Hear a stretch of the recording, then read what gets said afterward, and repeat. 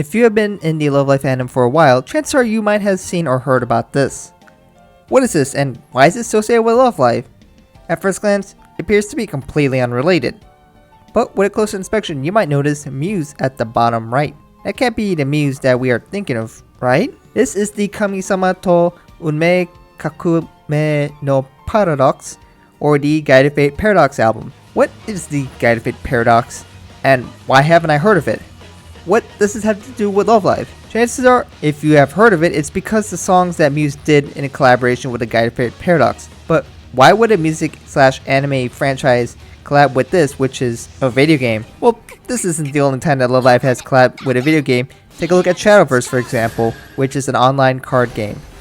So, what is this game anyways? The Guided Fate Paradox is a roguelike RPG for the PS3. The game was revealed on July 11th of 2012 at the 20th anniversary commemorative for the Nippon Ichi software. The Japan release was on January 24th, while the North American release was on November 5th. This is described to be the spiritual successor to the Zettai Hero Project Unlosing Ranger vs. the Dark Dead Evil Man from 2010. This game would also get a sequel known as the Awakened Fate Ultimatum in September of 2014. This game features a randomly generated dungeon crawler.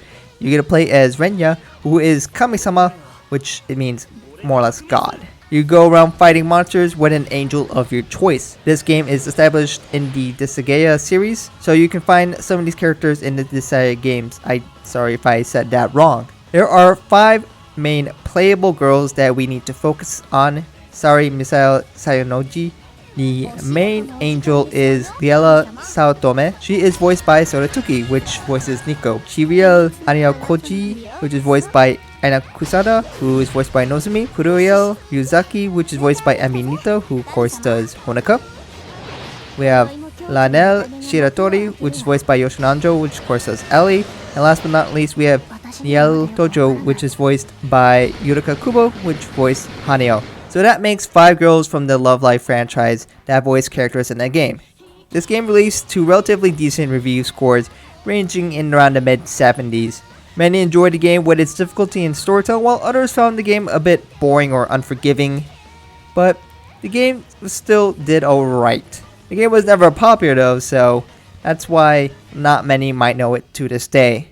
So what does this have to do with Love Live beyond the fact that the Love Live series voiced a lot of the game's characters?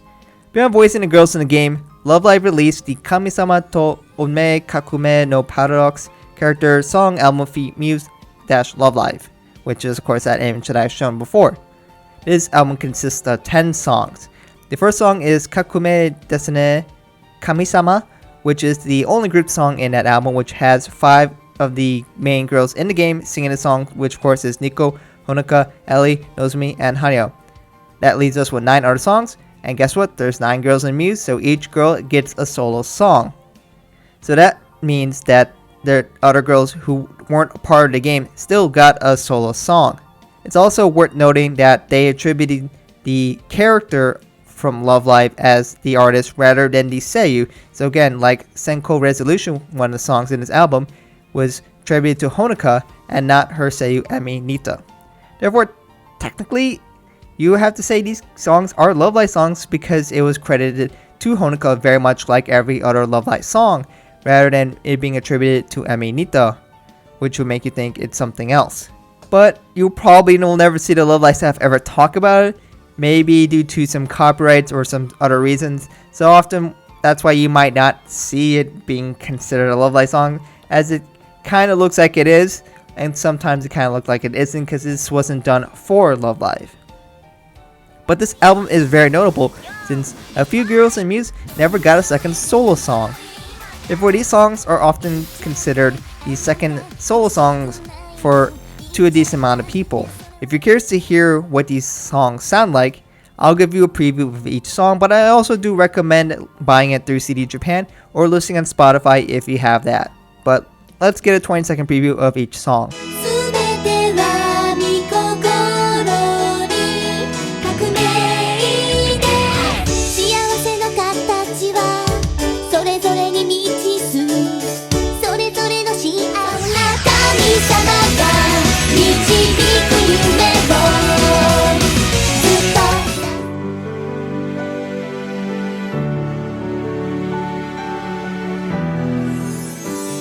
空の果てを見てる誰も知らない夢のかけらが羽を揺らせば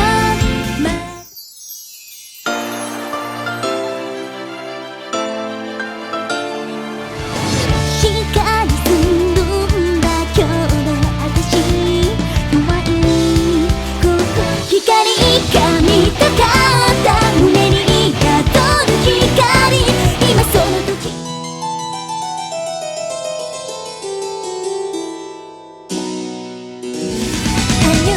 感じる間もなく謎をねじ伏せて迷いを駆け抜けて裏切られて囚われた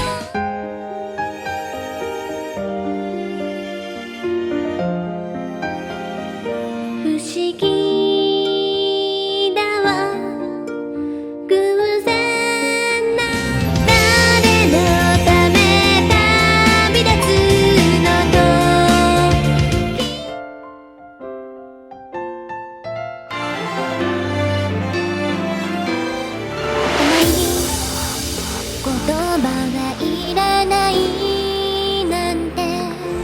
優しくないだけどあなたに優しいって思わ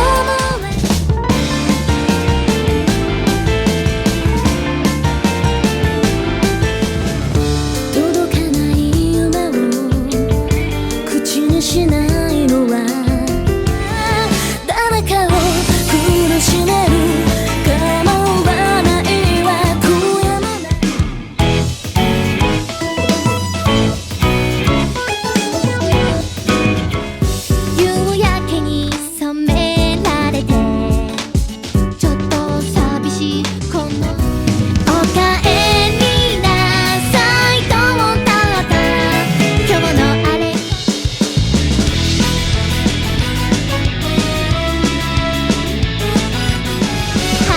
私は元気です。またここで会えて、はい、本当の諦めない心で狙う明日の主役